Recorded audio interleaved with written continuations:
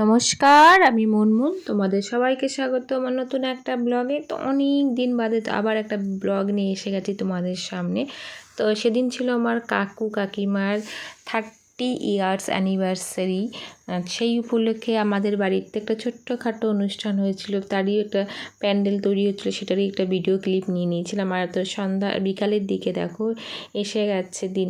Cake কত সুন্দর দেখতে, কেকটা যেমন সুন্দর ছিল ঠিক ততটাই টেস্টি ছিল খেতে। তো এই যে উঠোনটা আমি সাজিয়েছিলাম, তোমরা কমেন্ট করে জানিও কেমন লাগছিল আমার কাকিমার লুকটা। তো এখানে সবাই একটু মালা বদল করাচ্ছিলাম আমরা। কাকিমা খুব লজ্জা পাচ্ছিলো, করতেই চাইছিল না, তো আমরা সবাই মিলে একটু জোর করার পরে করেছে। তো এখানে কেক কাটিং হচ্ছে, আর এই যে আমরা সব বোনেরা, মা কাকি সবাই আছে ফ্যামিলি। আর সত্যি কথা এত মজার মধ্যেও সেদিন আমি কোনো রকম ভিডিও ক্লিপ নিতে পারিনি, যেটুকু নিয়েছি সেটুকুই তোমাদের সাথে জাস্ট শেয়ার করার চেষ্টা করেছি। তো দেখো সেদিন সবাই খেয়ে দিয়ে বেরিয়ে গেছে, বাইরে সুন্দর একটা গেটও করেছিল, সেই ভিডিও ক্লিপটা আমি নিয়েছিলাম, কিন্তু লাস্টে এডিট করতে গিয়ে দেখছি নেই। আর সবার লাস্ট 11টা 11:30 বাজে, তখন আমরা ফ্যামিলির কয়েকজন মিলে এই যে খাওয়া দাওয়া করতে বসছি। আর সবাই আত্মীয় স্বজন যারা এসেছিলো সবাই খাওয়া দাওয়া করে নিয়েছে। লাস্ট আমাদের ফ্যামিলিরই মেম্বাররা আর ভাইয়ের কটা বন্ধু বান্ধব ছিল এখানে, তারাই আমরা এখানে খাওয়া দাওয়া করছিলাম। আর এই যে দেখো খাবারগুলো সত্যিই খুব টেস্টি করেছিল। আর তো ছোট্ট ছোট্ট কয়েকটা ক্লিপ নিয়ে রেখেছিলাম, স্মৃতি হিসাবে থাকবে, যেটা আমি সব সময় বলি। অনেকেই অনেক রকম বলে, কিন্তু আমি রেখে দিই আমার স্মৃতি হিসাবে। পরে আবার দেখবো যখন ভিডিওগুলো, যে এখন দেখছি সব পুরোনো কথাগুলো মনে পড়ছে। ওই দেখো একটু ফোটা দেখা যাচ্ছে, বাইরের গেটটা খুব সুন্দর করেছিল। আর এই যে আমার ছোট বোন ব্লগার, ও খাওয়া দাওয়া করে এই যে দাঁড়িয়ে আছে। আর সব বললাম না, সবাই চলে গেছে।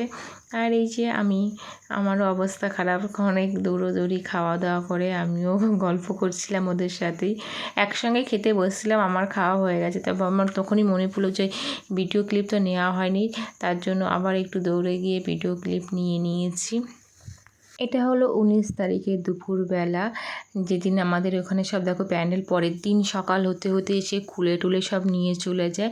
তো দুপুরবেলা এসে দেখছি রাস্তার পাশে কদবেল মাখা, পেয়ারা মাখা, অনেক রকম জিনিস আছে। আর দেখো ছোটোটা সবসময় আমার মেয়ের কাঁধে নাহলে কোলে চিপকে থাকে গেলে মা বাড়িতে। তাই যে আমার হাজব্যান্ড ভাই এখানে আমাকে জিজ্ঞেস করছিল যে কদবেল মাখা কত, আমি বলছিলাম কত হবে, 20 টাকা। বলছে না, 120 টাকা এক পিসের দাম। তো ওই দাদুটা খুব সুন্দর করে প্যারা মাখাচ্ছিল, কদবেল মাখিয়ে দিয়েছিল।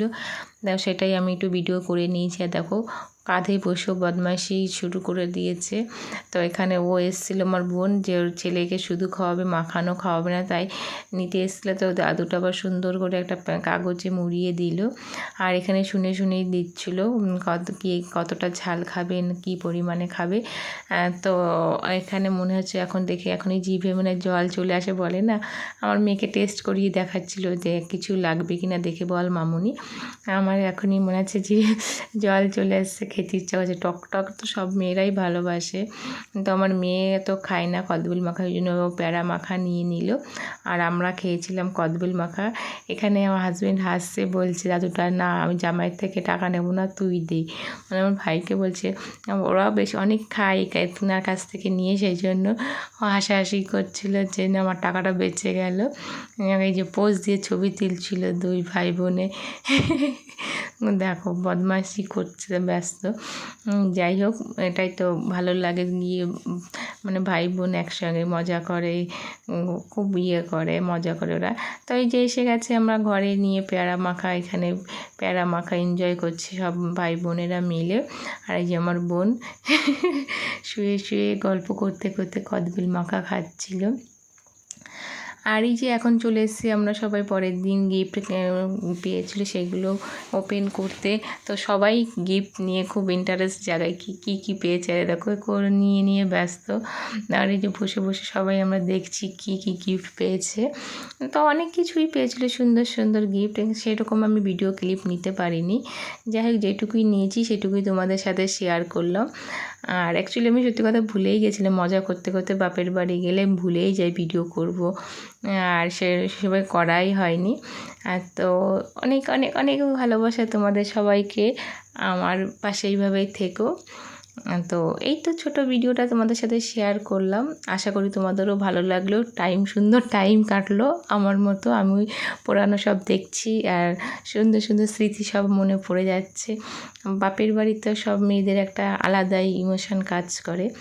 সেখানে এই অনেকগুলো শাড়ি পেয়েছিল, আমি দেখে রেখে এসেছি, কাকিকে বলেছি এইগুলো আমি যখন যাব তখন পরবো।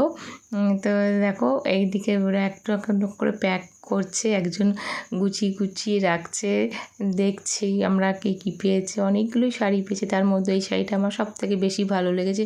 সত্যি কথা, আমার কালো আর সাদা সবথেকে আমার ফেভারিট কালার। তো এই কালো রঙের শাড়িটা খুব পছন্দ হয়েছে। এটা আমার ভাই বউয়ের শ্বশুর মানে বাপের বাড়ি থেকে দিয়েছিল। আমি ওটা বাপের বাড়িতে না দিলে আমি নিয়ে চলে আসতাম, সত্যি কথা।